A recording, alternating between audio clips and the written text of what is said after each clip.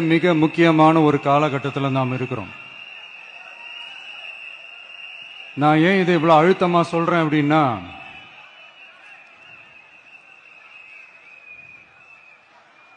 ஏதோ அழுத்தம் இருக்குமோன்னு நினைக்கிறீங்களோ? அழுத்தமா நமக்கா?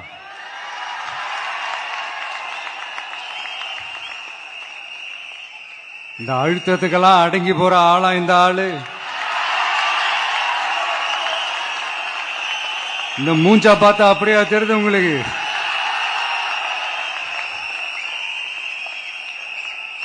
அதனால அப்படியெல்லாம் நடக்காது. அதுவும் முக்கியமா நம்ம கிட்ட அதெல்லாம் நடக்கவே நடக்காது. ஆனா அழுத்தம் இருக்குதான்னு கேட்டீங்கன்னா இருக்குது. அது நான் இல்லைன்னு சொல்ல வரல. நமக்கு இல்ல, மக்களுக்கு.